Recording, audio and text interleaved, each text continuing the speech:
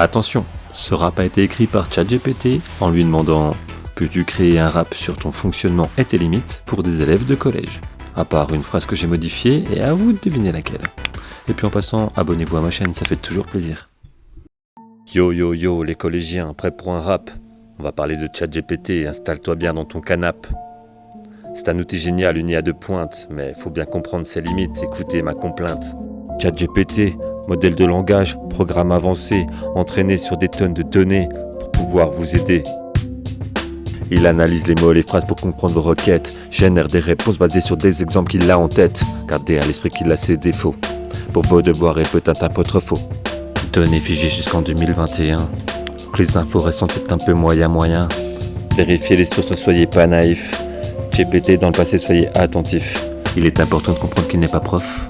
Il peut pas corriger vos erreurs, c'est pas Bogdanov. Il donne des réponses qui peuvent être hasardeuses. Donc soyez prudents si vous envoyez des douteuses. Utilisez ChatGPT comme un outil ou une béquille, mais n'en faites pas votre seul guide, sinon ça part en vrille. Développez votre esprit critique, vérifiez les faits. Demandez d'aide à vos profs, c'est ça le secret. GPT est là pour vous aider dans vos études, mais l'effort vient de vous, ça c'est une certitude. Donc utilisez-le avec prudence et réflexion, et vous allez progresser si vous faites attention. Mais attention, faut garder à l'esprit que ChatGPT c'est pas une conscience, c'est un pari. Il n'a pas de compréhension profonde, c'est important. Il se base sur des statistiques, c'est ça son argument.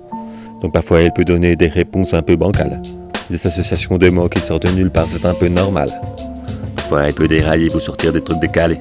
Genre vous lui demandez la capitale de la France, il répond Hollywood. Mais on sait que c'est pas comme ça que ça s'est construit, même si c'était good. Attention, les profs sont là pour démasquer les petits malins. Copier-coller une réponse du ChatGPT, c'est un peu vilain. Et ils vont vous dire, je peux vous le prédire. Eh mon pote, c'est pas toi qui as écrit ça, j'en suis sûr. Alors faites pas les malins et apprenez plutôt à être mûrs. Utilisez ChatGPT comme un outil ou une béquille, mais n'en faites pas votre seul guide, sinon ça part en vrille. ChatGPT peut donner des réponses générales sans émotion. Genre vous lui demandez qu'est-ce que l'amour, il répond une équation. Mais l'amour c'est bien plus que ça, c'est un truc de dingue. Y a pas d'équation mathématique, c'est un mystère, ça te rend folle dingue. Alors les collégiens, gardez ça en mémoire. ChatGPT est un outil, c'est un accessoire. Il peut vous donner des pistes, vous orienter. Mais le vrai savoir vient de vous, c'est le secret pour avancer.